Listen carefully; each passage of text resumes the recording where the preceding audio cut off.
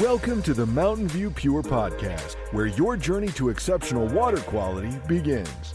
Here's your host, Dan Toth, owner of Mountain View Pure Water. They proudly serve homeowners in the Tri-Cities and beyond, offering advanced water and air purification solutions that support a healthier lifestyle. The mission is clear, helping you get great water.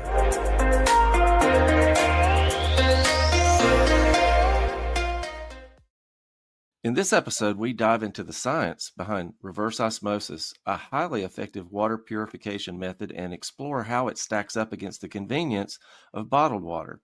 If you're wondering whether reverse osmosis is worth the investment for your home, we've got the answers.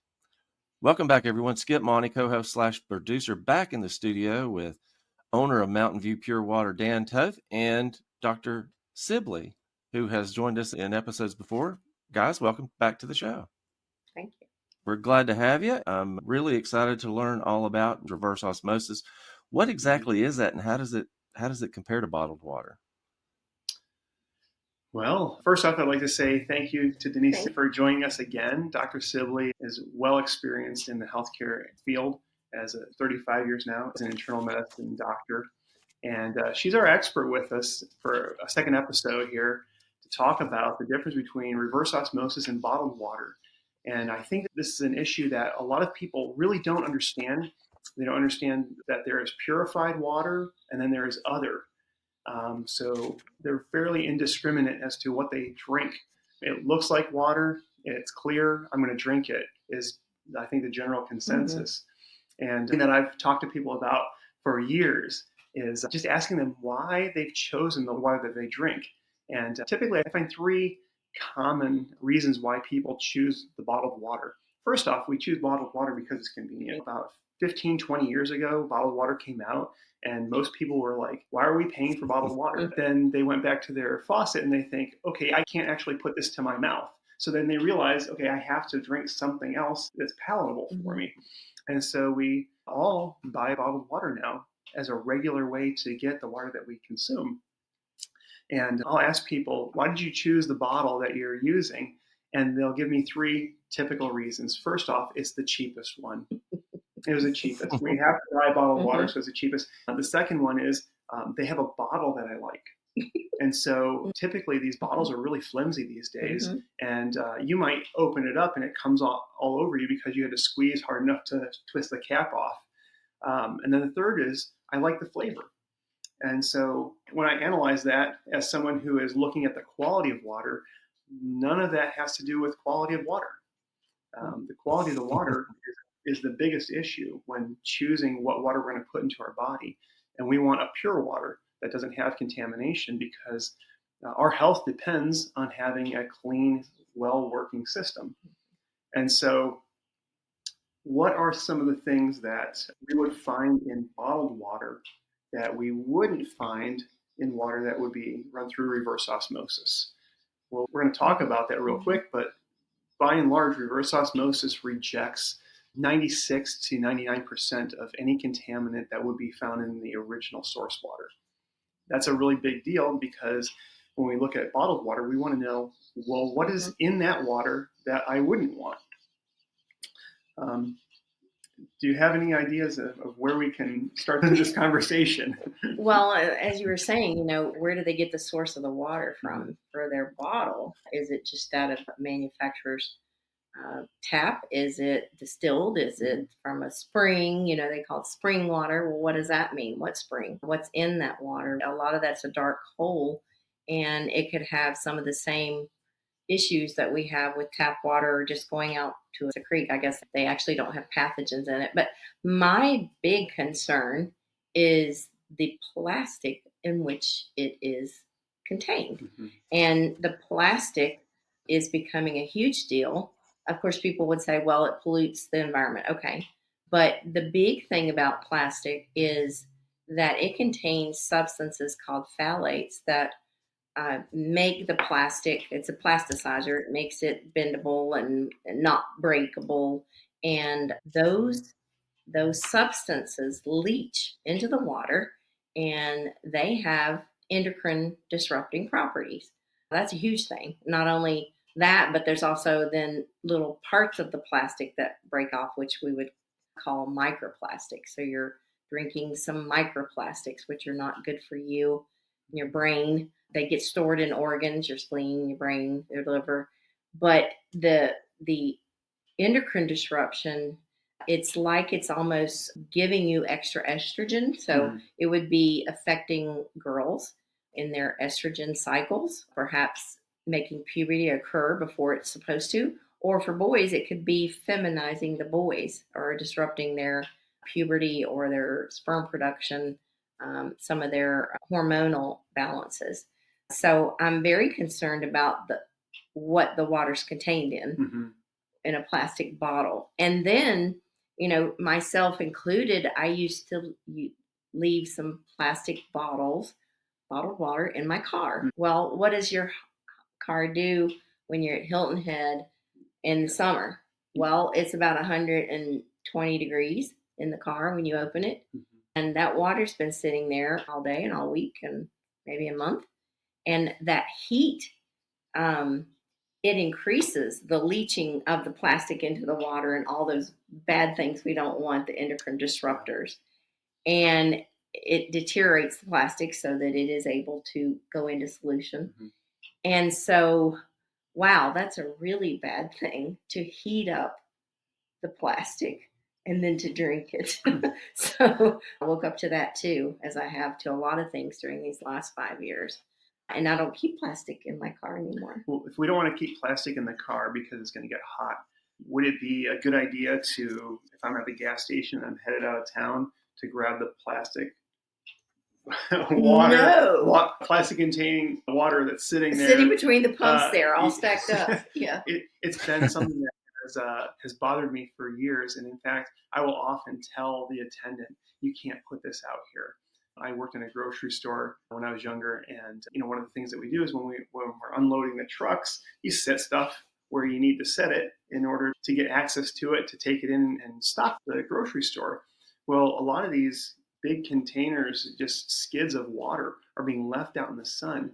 And that is very scary to me, to think that the plastic is leaching into that even more than it would if it wasn't sitting in the sun. Absolutely. Yes, absolutely. Wow. And, there's a place I go and they offer you water. It's a swanky little place and they offer you water. Well, it comes out of this big plastic jug. You can put your water under it, and even physical therapy place, they have a place where you can get water and fill up your container, but it's a big plastic jug that it comes out of. So yeah, you can use your own container, but it's coming out of a big plastic container. So the plastics bother me. They break down, they leach into the water, you're drinking it, it's more impurities. It is not good for you. It is dangerous. I think that people have heard of some of these different contaminants that we find in plastic. I can't even, sometimes it's hard to pronounce them. We have perfluorooctanoic acid, which is PFOA. We have perfluoral alkyl, and that's PFOAS or PFAS. And so these PFAS chemicals really are comprised of about 600 different chemicals that are available. I guess they're just contaminants. It's not something you want to buy. It's not something you want to add to your water, but it's just in there because things are in plastics. We have the microplastics that are in the environment. They're called forever chemicals. There are forever chemicals. It's like you can't get rid of them. So, and that's part of the microplastic pollution, or you might call it a toxin, a poison once you drink it. But you don't realize that you're actually drinking some poisonous, toxic water out of your plastic water bottle. And you don't, you might go to a sports game, soccer moms, they load up the car with all the water bottles for the kids, or, now there's Gatorade and all those things with all the artificial dyes, but they're all in plastic and they're sitting in the sun and they're sitting in the sunlight and those kids are going to go out and exert themselves. And it's really, you're drinking a toxin. Now, one thing that I've seen that's become a little bit, I'll use the word swanky again, is to put now, instead of it in plastic, to put it in aluminum bottles. Are people actually going to aluminum? Southwest Airlines is now That's how they're delivering. I don't fly much, but I understand that Southwest Airlines has gone to now all their water is in aluminum. And I've seen aluminum, they're nice looking cans in the coolers when you stop at a convenience store. They're quite expensive, but it's a different, so you don't have to use plastics, but now you would drink it out of aluminum. What do you think about that? Well, it has extension that if you were to pour the contents of like a Coke bottle onto the Coke bottle, it would eat up the aluminum. And inside of that, you'd have a plastic bubble that's actually containing the soda. So these aluminum cans are actually lined with plastic as well. And that can be everything from your sodas over to the vegetable aisle where you get your cans of green beans or whatever. And so these things all have these plastics in them. Yeah. And if we think of it as a one-off, if I were to go out today and I had some food that was in plastic, or I had a bottle of water, the amount of plastic probably wouldn't be a big deal, but it's the accumulation of this. Our body is really good at filtering to keep us safe. The problem is when it filters out all this stuff, it has no place to store it safely. It ends up being stored in our fat, in our brains, and in organs that require that it will affect and cause problems. Absolutely. So, and then we get into the whole, so not only is aluminum plastic coated, but then the aluminum can leach into the water as well. And we know that aluminum is a neurotoxic.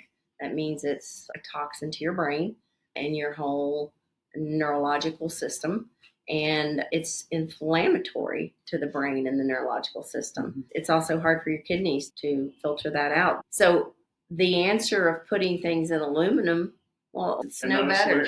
And it's more expensive. So what is the best container to put water in? I think it's glass. Yeah. And you want to make sure that it's not something that has other metals in it. Right, also. like a glass from China. Right.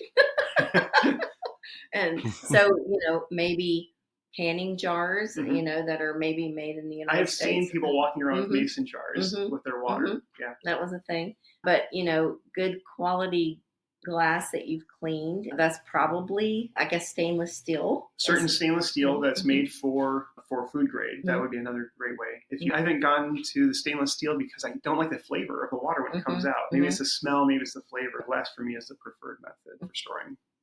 Yes. So, yeah, go ahead. Are there any plastic bottles that are safe or safer? Oh, no. No, we went through a time when the BPA was outed as being poisonous. And so then they came out with plastic that was BPA-free. And honestly, it's sort of like the chlorine versus bromide.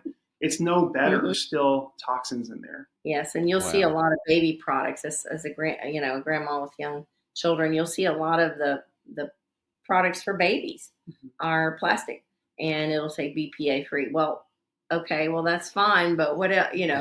That's just one little thing. Right. But everything else is still in that plastic. So, do I try to limit even the plastics for my grandchildren? Yes, absolutely. And we grew up with a lot of plastics, Tupperware. That was a huge thing in my day. Rubbermaid. You stored all your sugar and flour and your, baking goods in these tubs of plastic. Well, I've done away with those. I've gone to big, wide mouth jars of keeping my flour and sugar so that I can have easy access to it. But I've gotten rid of my plastics. I've noticed in the grocery store, there are a lot more options of a glass container. It might have a plastic lid, but the container itself for storage is glass. That's really a good way to go. And, those things last longer as long as you don't let the kids do the dishes. You just end up with a whole bunch of extra lids.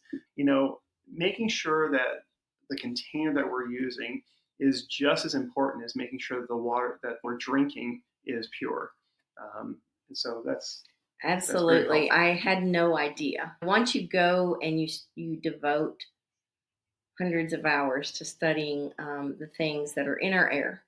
And this year in the General Assembly, I had a bill about red dye 40, which did pass for the school systems. Federally, we're looking at food dye. So you start looking at labels everywhere, things that I never did as a doctor.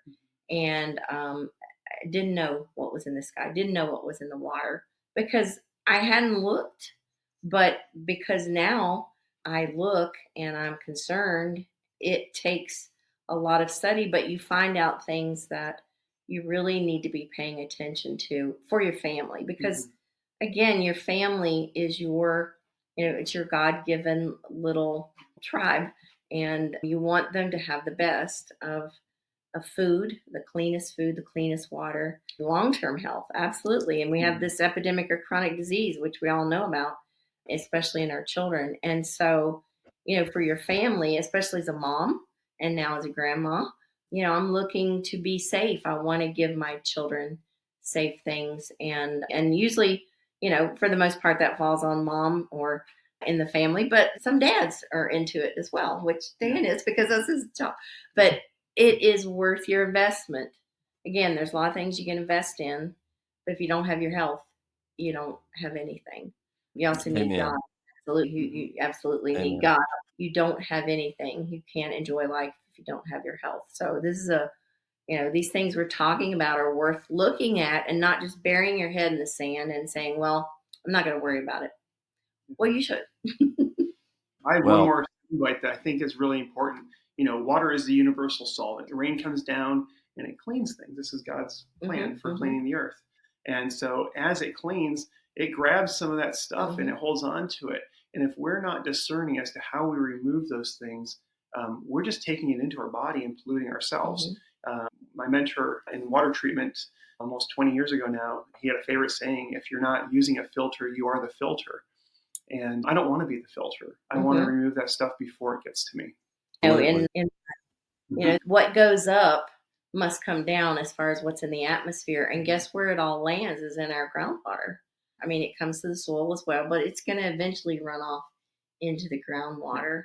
So yeah, don't be the filter. Buy a good filter. Take an interest in these things. People spend more time deciding where they're going to go on vacation and looking up everything, where we're going to go, what we're going to do, than they do on what they're eating or drinking. Yeah. And that just astounds me. But, I guess I used to be guilty of that as well. But now I'm not. Now I know. I feel like a Reader's Digest. An ounce of prevention is worth a pound of cure. Absolutely. Those things really mean something when we're talking about long-term accruing of these chemicals and toxins inside of us. It really matters that you start now to make sure that you're not getting a lot of this in your body. Absolutely, especially the children, because they're growing up more in a toxic soup than maybe, I'm 65 years old, so my generation, I mean, we had toxins, I'm sure, but there's more now. Well, I tell you, younger folks, and this is pleasing to me, and I'm happy my kids are all young adults, and boy, when they come to visit, whenever they pull anything out of the refrigerator, they're looking at the back, and my son says, if it's got more than 3 ingredients, I'm not interested. And I'm like, okay, but they all guzzle water out of plastic. So I'm so excited to whip this out on them. So straighten them out.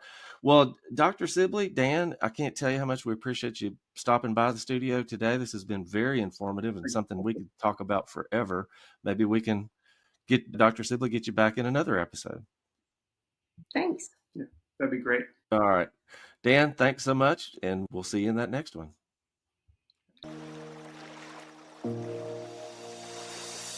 Thank you for joining us on the Mountain View Pure podcast. When you're ready to transform your home's water and air quality, call or text 423-218-9361 for a free in-home consultation. For more information, visit mvpwater.net.